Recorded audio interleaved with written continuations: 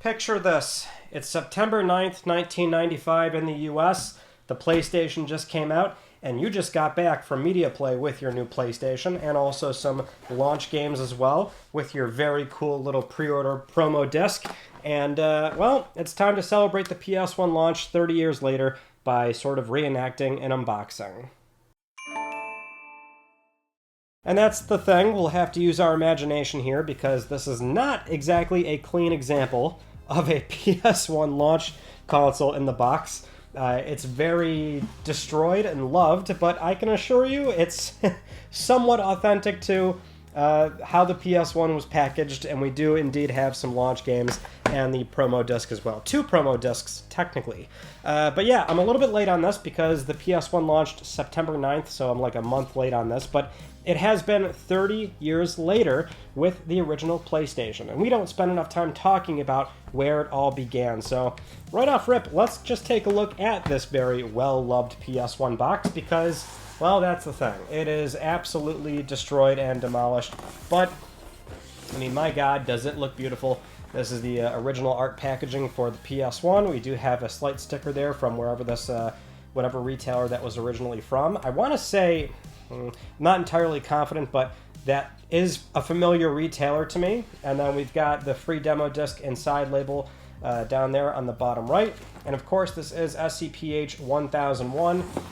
Got some of the, before this all falls out on me, some of the accessories on the side, yada yada, very cool. And then the back, we can get a little bird's eye view of some software coming up to the PlayStation. Some very exciting times ahead of us here with 3D games in your home. And that was the novelty of the PlayStation, and what Sega was doing, Nintendo as well, is that, you know, this is the sort of beginning of the end of coin-op. You had a lot of 3D games that were available to you, but now you could get them in the comfort of your home with the very affordable PlayStation. So you can get the Raiden Project, which was a collection of 2 games. You've got a handful of launch games that are on here, like Kill Leak. Jumping Flash came a little bit later.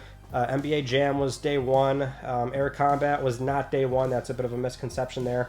But yeah, a lot of cool stuff, right? Still very exciting times, and you can actually get the, you've got a bunch of, you know, promo copy here of just how cool the PlayStation is. 360,000 polygons per second. It's really fascinating how, like, back then, they would throw a lot of technical jargon at you, and arguably in the 90s, it's like, for a lot of folks, that was definitely a lot of fluff for the wider gaming audience, and that it just sounds really cool, and that sometimes is enough to sell the box to a number of customers. But there you go, PlayStation SCPH 1001, made in Japan. I do want to say too, this is not my console, so shout out to Rob who let me borrow this for, well, this video and then one other video that I'm working on. But yeah, it's very simple, straightforward. So of course you're going to have your AV cables, power cable right there, and our good old-fashioned, not DualShock, just a straight-up PlayStation controller. This would have been SCPH 1080 in North America, whereas in Japan they had SCPH 1010, and the cool little factoid and novelty about that is that the 1010 is a little bit smaller than the 1080. So the 1080 is, or rather the, yeah, 1080, so the one in the West. The 1010 is like a 10% reduction in size, because Japanese people tend to have smaller hands versus those in the West, and so that's always a cool little factoid there. But we didn't get the DualShock till a few years later, and then we can pull this bad boy back. Still have the original styrofoam. We don't have any of the, I guess, promo packaging or just the instruction booklet, things like that. We do, however, have the original PlayStation picks, new PlayStation samples, titles, a demo disc. So you get Mortal Kombat, Madden, Destruction Derby, ESPN Extreme Games, and this is still in immaculate, very clean condition. Very cool seeing one of these. Set that aside, and we'll pull out our PlayStation, which is, you know, also not necessarily super complete since it's missing the parallel I/O tray right there. But hey, it's a PlayStation. We know what these look like. They're cool, they're impressive, and they're, of course, a lot of fun. Let's take a look at some of the games, though. Now, a lot of you have already seen these, but it's always fun to talk about PlayStation 1 Longboxes, which when the PS1 came out initially, it was not the well-known jewel case where the vast majority of PS1 games are in those. They instead came with basically Sega Saturn cases, these big, bulky trays. So It still had the sideways logo and everything, but we've got NBA Jam Tournament Edition. That was a day one launch title, and typically you'd have some foam right there, but these were the initial batch of how PS1 games came out in North America, and these are still always like really neat, you know, just having these things. They take up so much space, they're very obnoxious, but they're a part of PlayStation history, and there's only 117 or 108, I think, total PS1 long boxes, so it's not even that much of a daunting task to collect all of them if you are wishing to do that. But you have these Sega Saturn style cases. We also have what are more so like full cardboard cases. I've got Zero Divide here as an example of another game that is mistakenly included in the PS1 launch lineup. I think it came like out in November or something like that. So just shortly after launch, there's just a handful of games that were not there on the very first day, but we do have Zero Divide as an example of a full boxed copy. So it's basically all cardboard. Again, you would have foam in here. Some of these games, oftentimes when you're buying PS1 long boxes on the secondhand market, they will not have that foam. But Zero Divide is a pretty fun, goofy, like robot, futuristic 3D brawler. And that's the thing about PS1. A lot of brawlers, a lot of side-scrollers, a lot of 3D games, the early adoption of, again, 3D video games, basically. Total Eclipse Turbo. This is the other long box variant, so this is primarily plastic. It's got, you know, I guess, like, glued on, not cardboard, but just, like, glued on paper. So over time, some of these will start to peel and flap off, but Total Eclipse Turbo, this was a port from Sega, and it's just another long box type. This one does have the original foam, even though the the spindle on mine is a little bit broken. These things, man, I'll tell you, a lot of PS1 stuff, it's tough to find them in like really good, clean, beautiful condition. But our next item is what's really going to surprise you here, because it is in immaculate condition, and that is the Hear It Now, Play It Later disc. Essentially, the sort of Demo 1 developer CD that studios initially got access to very early on, which showcased a number of technical demonstrations for what the PlayStation can do. So this does, in fact, have the infamous Dinosaur demo on there, alongside a handful of other things that we actually will load up in a second. But you can see this immaculate copy of, well, there's two variants of this. This one on the front says, Hear It Now, Play It Later. The other one does say Developer CD or something like that, but it's the same contents on the disc. And you can see right there the PlayStation Developers Demo Disc, which did also include hot audio CD tracks from these great Sony bands. So you've got those on there as well. You could listen to those, but if you load it into a PlayStation and you want to launch it as a game, then you will get access to a handful of tech demos. And this was something where the way that you got this back in the day was pre-ordering the PlayStation. So actually, for those that don't know, when the PlayStation came out in the US, you did have the option of paying $350 with partnered retailers, and that would have been like a software bundle at retail that would give you a PS1 and also Ridge Racer, because Ridge Racer was also a launch title for the PS1. So you could buy it standalone, you could buy the Ridge Racer one for $350, but if you did pre-order, then you would get access to this as well. This would be your extra little bonus item alongside what was pre-packaged inside of this. So typically, if you came home day one with the PS1, you had these two bad boys right here. And now, let's fire both of these up and take a look at them.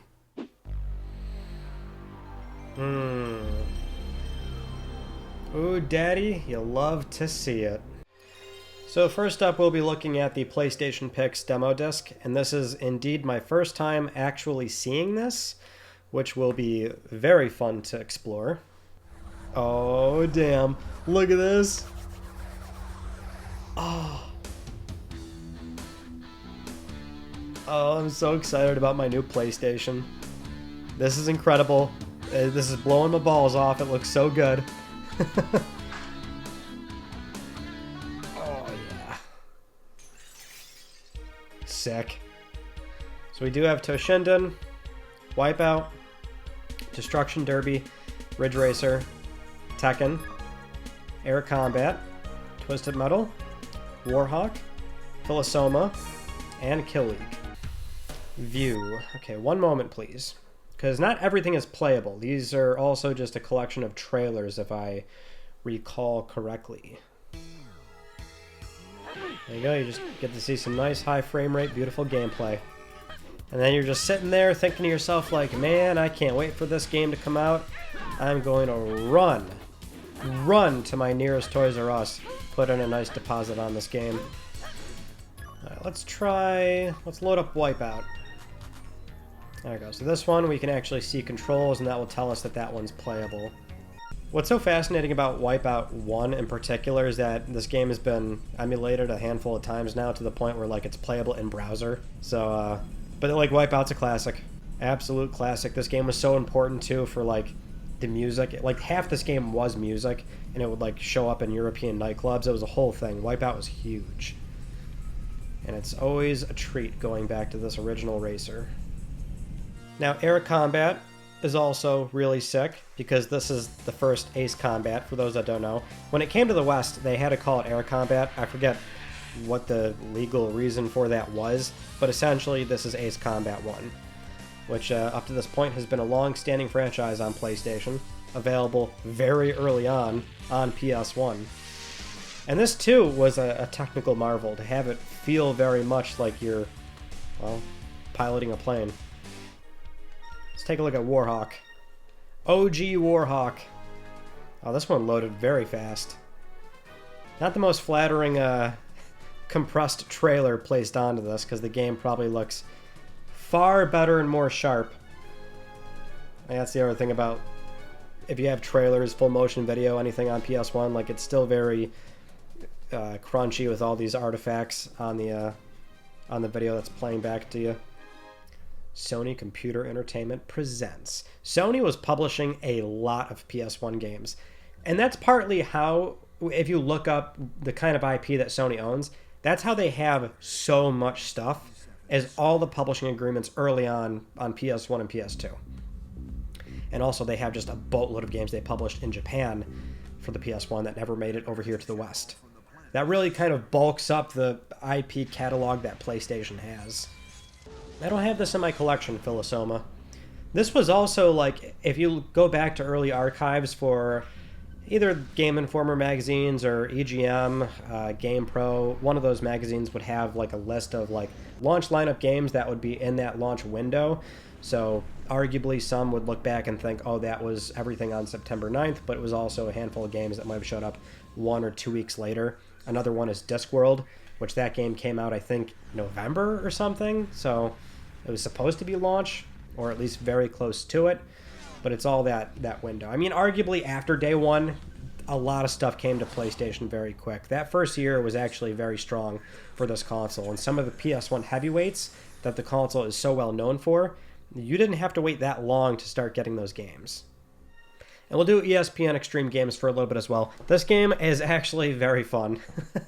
It's so odd how these, like, ESPN games on PS1 and PS2, for both launch days, mind you, you would think, like, oh, what is this, like, shovelware garbage, but, like, you get some genuine laughs out of these games. Or maybe I get laughs out of them because I'm playing them with my best friend, but they're pretty funny. So these luge guys, you can just go and kick them if you get close enough to them. I'm in first place already. Well, that's not fun. It's more, I was going to say, it's more fun when you have, yeah, when it starts getting all full and you start punching people. And, like, the sound effects are great, too. Yeah. Oh! Oh! It's goofy. This is the game. This is all it is. Different locations, but otherwise you're just skating down tracks with other people. It's shallow, but it's a fun experience. Asshole. The developer CD. And this thing is pretty bare bones, because it's just a selection of all the 3D technical demos that Sony offered and showed to developers. So you can see it right here. Pretty bare bones. And it's just going to give us a straight-up list. Balls, Diffusion, R-Cube, Matte, Odin. You can play a movie, Texture Movie, which is funny, and then the Manta demo and the Dino demo. But everything up here is all pretty, like, very purposeful sort of things, right? So this is just showing off an object bouncing around in real time, and you can sort of stop it and manipulate it. And that's part of it, too. These tech demos will have all these controls that you can do to manipulate these things. You might have seen diffusion a few times before. And we can, reset it as we want. We can change the object, which has like a slight opacity to the objects as well. And we also have some pretty standard camera controls to move and manipulate it just to show that it's all running in real time. Our cube was this. You can smash these cubes around. Same thing. You can zoom out, reset them, change the color, just kind of go nutty. Yeah, and this is very, like, I think a lot of people might remember this was analogous to some of the other tech demos that you might have seen for PlayStation hardware. I think about, like, the one I always go back to is the ducks for PlayStation 3. The ducks funneling into the bathtub with Phil Harrison showing that off during E3. Or the early PlayStation 4 reveal in 2013 with those mass amount of cubes dropping down into the environment. The matte one here, you've got this little guy just bouncing around, and we can add more of them. Or a lot more. Or a ton more. This will show off some, basic shadow maps and things like that. Movie is going to play full motion video. And this really helped a lot for PS1 games that are trying to tell a story, or include clips from a TV show, or be an FMV experience, front to back. They served a pretty big purpose throughout most of the PS1's life. Now, what's funny is that, like, this is the FMV for this thing that they're doing. Like, this is what they chose.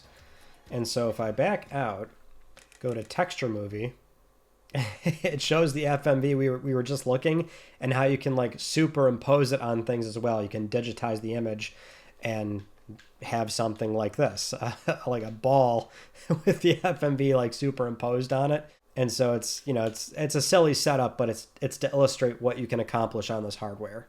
A developer might have seen this at the time and went, holy shit, I've got a great idea for this. And then that's ideas that you probably saw applied in various PS1 games.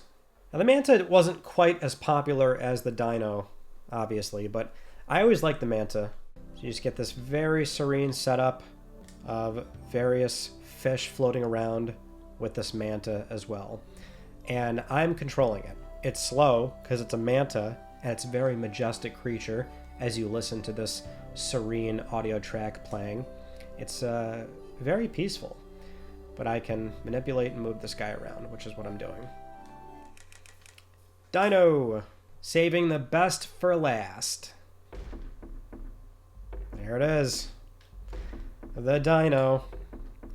So this is the same thing. I can pan the dinosaur around that way, up, down, and then the L1 and L2 can sort of pan his face left and right, and you can get him to show his teeth, or just yell. And it was very cool seeing this guy turn into a boss battle on Astrobot on PlayStation 5, 20-something years later, 25 years later. That was a really neat thing to see. I still, that was like such a big moment when that free pre-installed game had what was such an iconic, like, remade model and made into a PS1 boss battle on that game. It was sick. But anyway, thank you so much for joining me in this very nostalgic video. 30 years with the PlayStation. It's a crazy, beautiful thing. Thank you so much for watching, and I will see you all in my next video. You take it easy.